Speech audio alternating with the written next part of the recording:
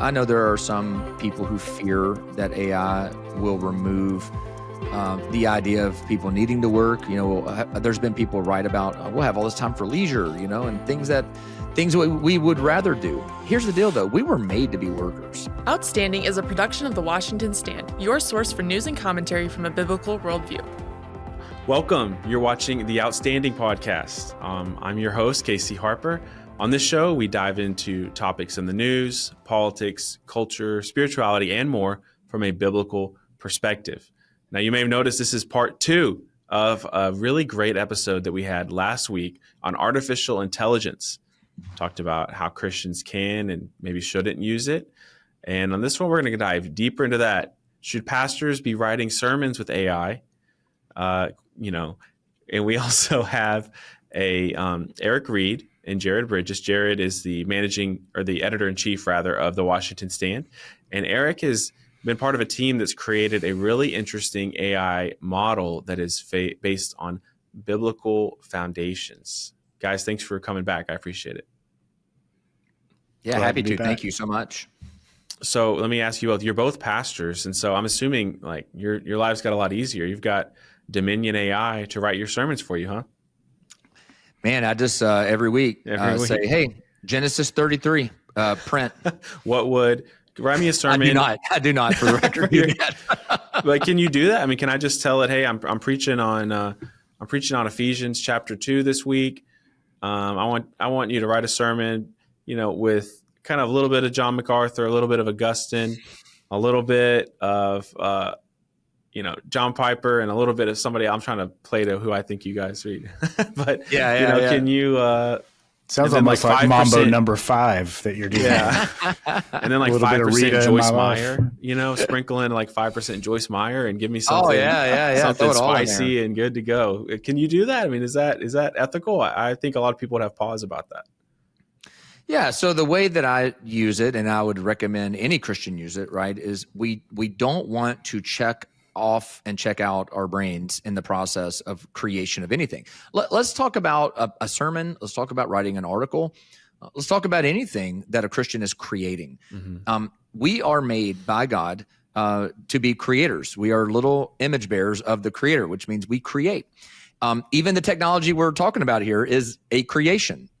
But making and creating are acts of humanity that are ways that we glorify God. It's ways that we even just fulfill our callings as individuals. Right? The cultural mandate is about creating and making and developing. And so I think first and foremost, the human element of that is really important. Now, this technology and AI in particular can be a helpful partner in that creation development. It can be a fine tuner. It can be something that sharpens, something that even opens up your ideas in ways that maybe you're limited to by your own limitations and capacities.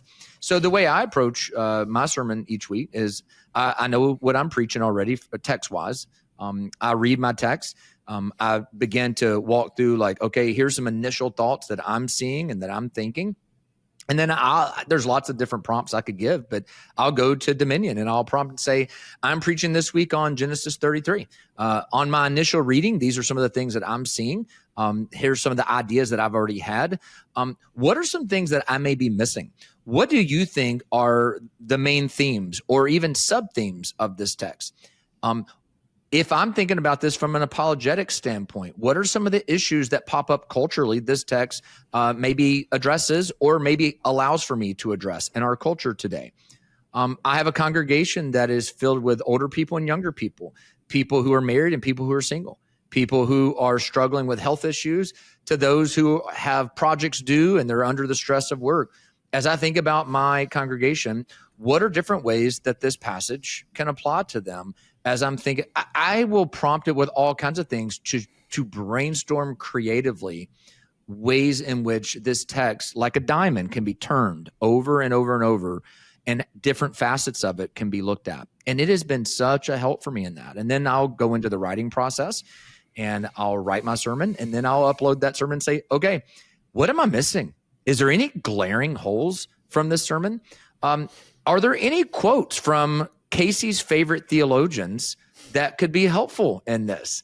Would there be any John MacArthur quotes or John Piper quotes or G.K. Chesterton quotes or C.S. Lewis quotes that would be relevant to this? But I don't want to squeeze it in if it isn't. So what do you think?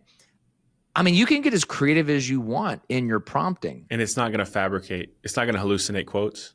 It's not going to hallucinate quotes. Okay. No. Like ChatGPT does, by the way. Yeah. Yeah. ChatGPT will give you a quote and you go, where's that quote from? And it'll say, well, it's a summary of some of the things that he said before. Right. Like, that's not a quote. So those are different ways that I, particularly in a sermon, may approach utilizing the technology to enhance and to strengthen, but never to perform on my behalf. Yeah. What do you think about, because I had an experience where I was just kind of playing around, but I was teaching a lesson, and I had, from a text, and I said, I think I used Grok at this point to say, okay, give me a teaching outline for this passage.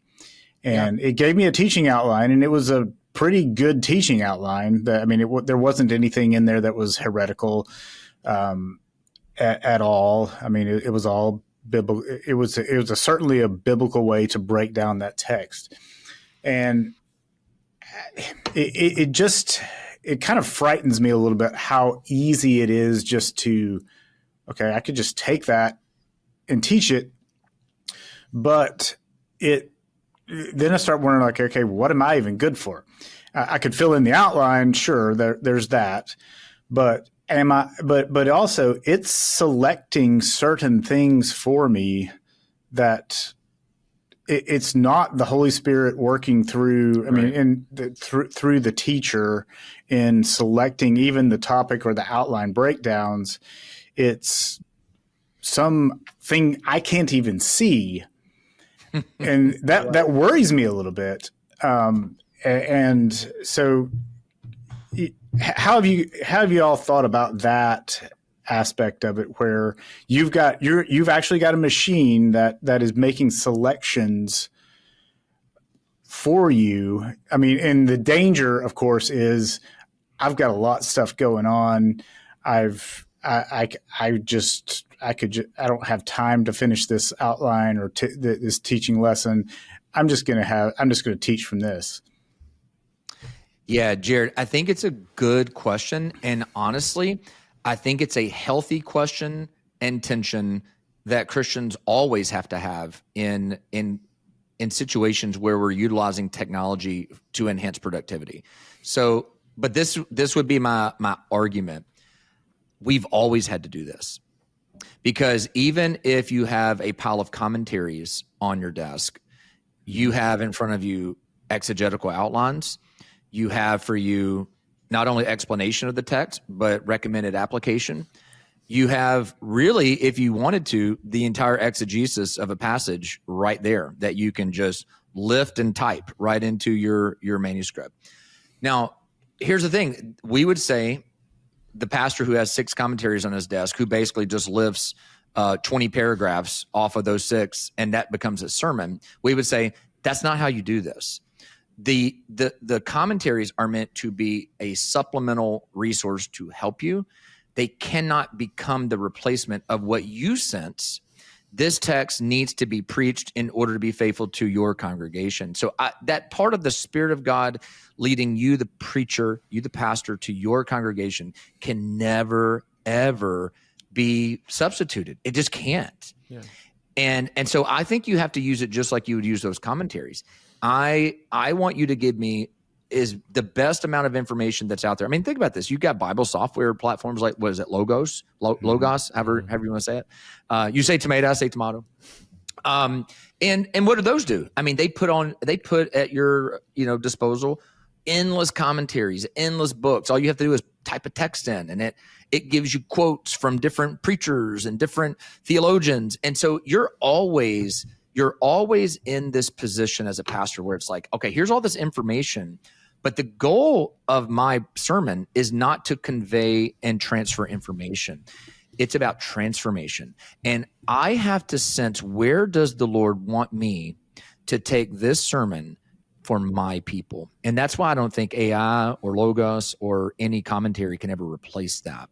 I think AI is simply another tool like those tools as well. Yeah. That was going to be my same question, is what about the Holy Spirit? And I think we've all, I mean, you guys have preached probably more often than I have, but we've all had this experience where the sermon that felt less prepared, or what you thought was your worst Right. worst point, was actually the one that the Holy Spirit used to hit home. And that everyone said, oh, it's like the illustration you got 5 minutes before the sermon. That was the one that God used. And so there's kind of this paradox in preaching that you're supposed to prepare so much, but then the thing God uses is often your weakness. Right. Yeah. And I think too, I mean, Jared hit on something I think is worth pointing out. I actually think the tension is one that is not to be collapsed on one side or the other. I think it's a tension that we have to manage. And it's true whether it's AI or whether it's a stack of commentaries on the desk. I think the tension is, do I utilize these tools, and how do I utilize these tools in such a way that I'm not simply parroting something, but I'm still having an experience with the Lord. I'm still hearing from him. I'm still having to make choices about, for me, I read and absorb and in preparation for a sermon, and I'm actually, as a pastor, looking for that thing that finally resonates with me, where I'm like, that's it. That's the direction. That's where I'm going this week. And I'm waiting for that moment every single week in my preparation. Mm-hmm. That doesn't come through the tool I'm using. Right. It comes because I'm sensitive to the Spirit as I'm absorbing as much information as I can about that text and thinking about that text. So to the point that I'm saying is, I think you've got two options when it comes to using AI in sermon prep or any creation, right? Because I'd take it beyond for listeners, any creation. The tension point is, I use it uncritically. I just copy paste and I just parrot it in my writing or my speaking. Or I could collapse it on the other side, which is I don't use it at all because I don't want to fear I don't want to fear being a parrot. And I think instead that fear that Jared mentioned is actually a healthy tension that we keep hold of, right? We keep the tension in lock. I'm going to use it, but I can't let it use me. I'm going to use it, but I can't be a slave to it as my master. I still have to be a unique human agent in this creation process that is seeing everything as a tool under the dominion of the Lord rather than I am serving it. And I think that's a tension that has to be held. Yeah. Go ahead, Jared. Well, yeah. And that kind of speaks to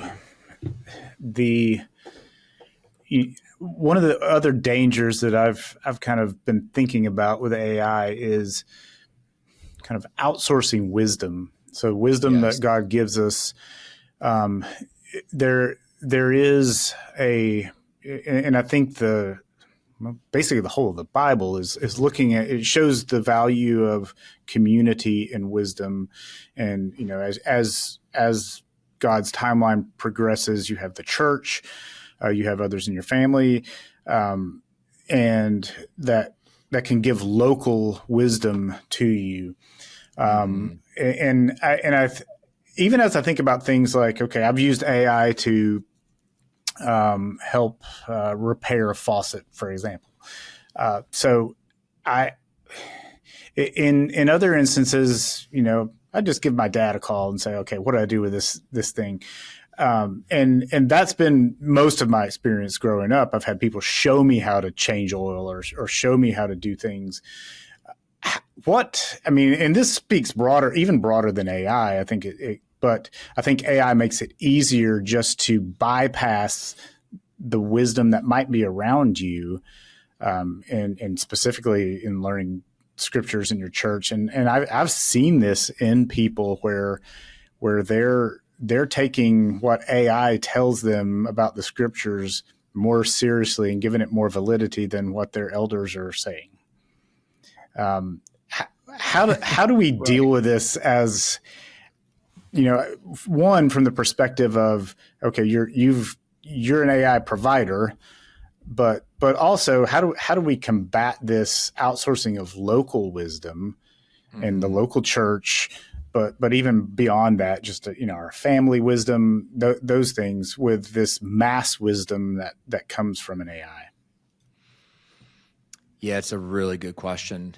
And this gets to really the nature of what humans need and what makes civilizations what they are. I mean, I would argue the word that you use there, wisdom, is not something that AI can replace. And I don't think AI provides it. AI provides knowledge.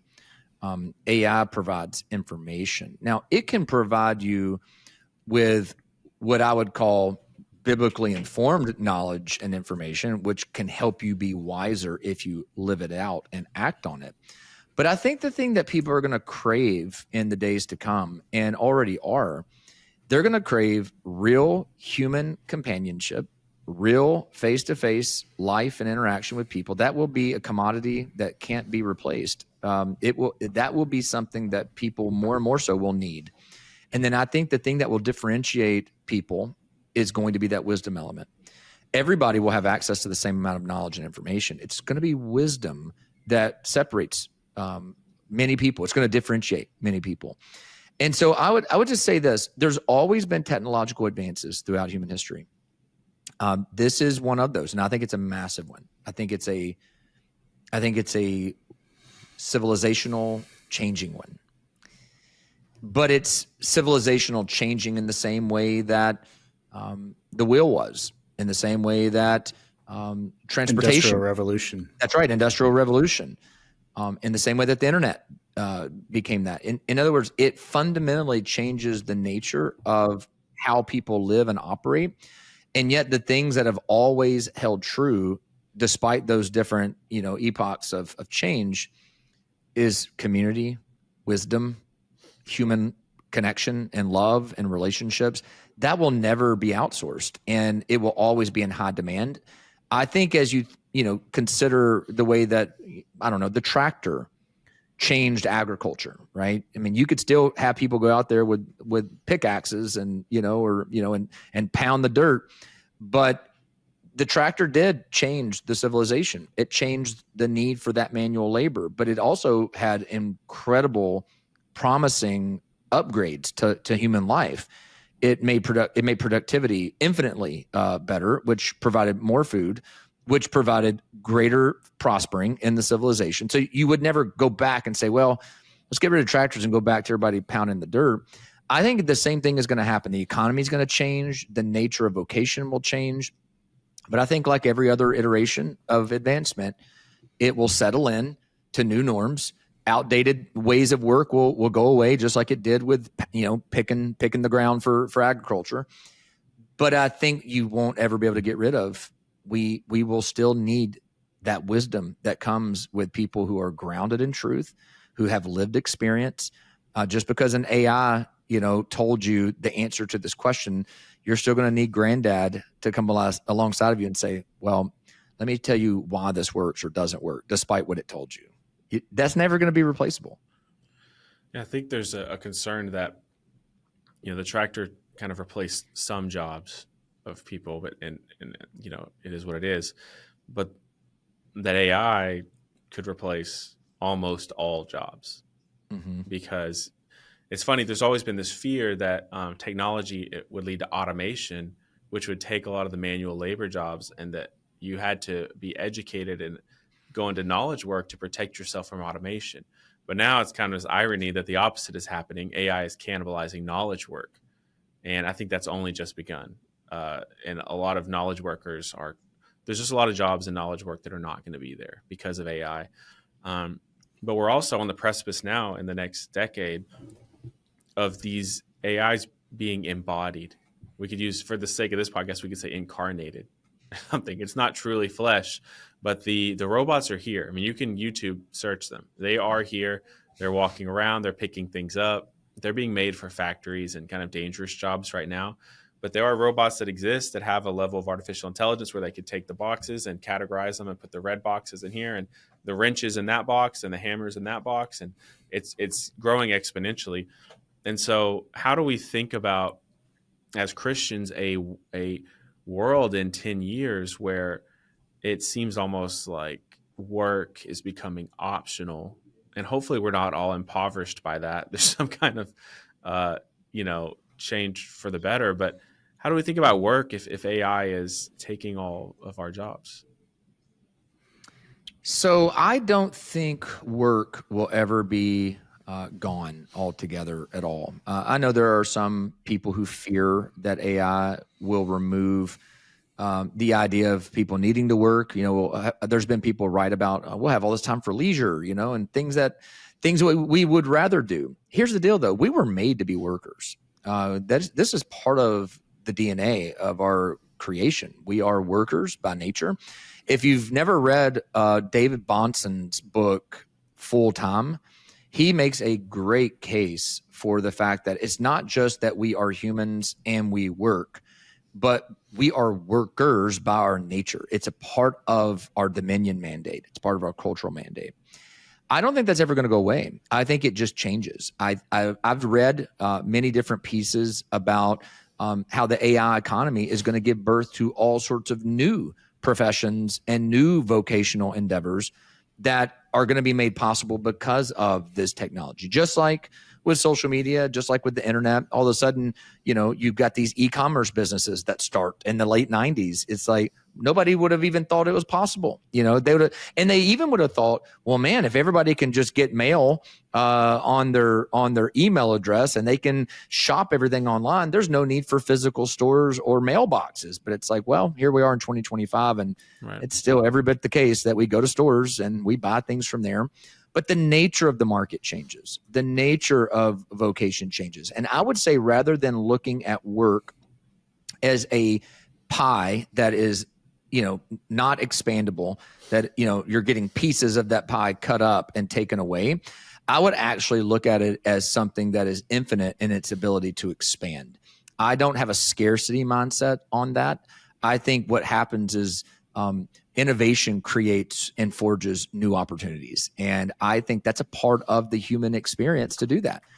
We create new things, and with those new things, create new markets and new economies. That doesn't mean jobs won't go away as we know them. I think that is true. Certain jobs are going to go away as we know them.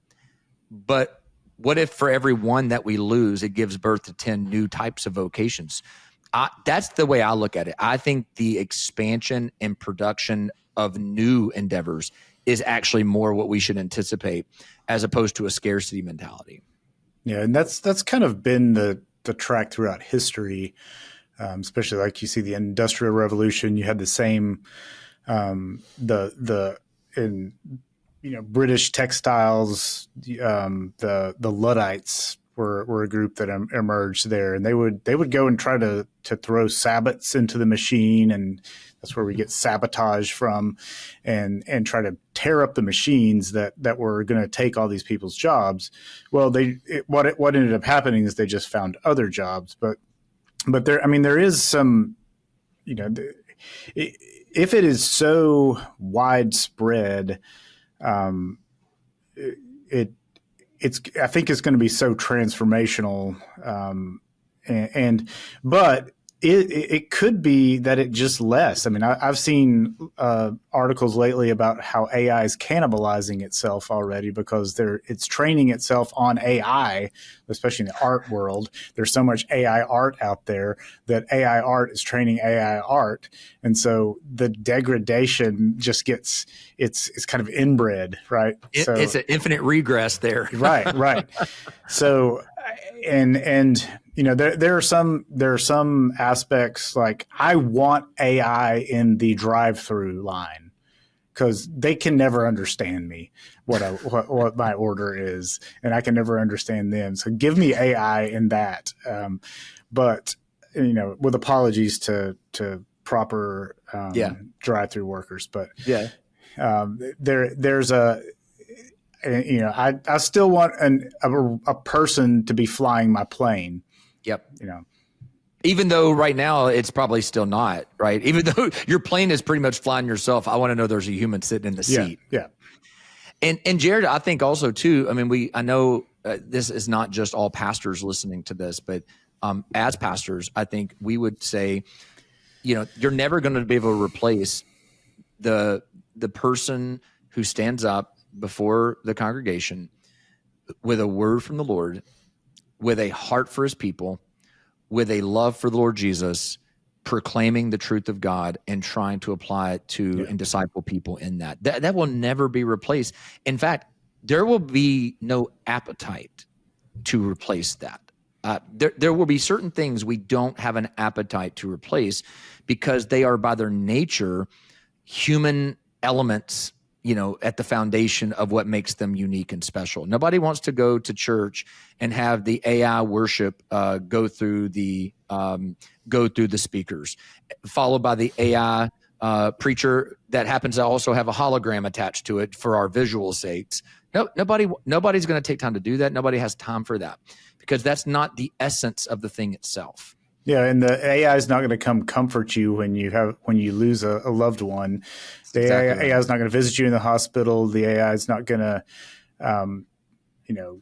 grab your. I mean, maybe the AI will grab your child when it runs out into the street. But right. But Jared, to that point, this is where the top two use cases currently for AI is companionship, and the second is counseling. Yeah. And so, but I would argue that that's probably not true in a Christian segmented data study. I believe that is true at the population in general, and they're looking for those two things specifically where the church truly and the people of God are meant to fill those roles, companionship and counsel. So I think for Christians, we have to avoid utilizing the technology in the same ways that maybe those who are not believers, who are more secular, are currently utilizing the technologies because they're seeking to fill that hole that should be filled with real life human interaction that you would find in a body, counsel that you would find with mentors and people of wisdom and pastors. And they're instead looking for a machine to do that, which, by the way, the robots are coming. I just sent to our team this morning. China just shipped $113 million worth of humanoid robots.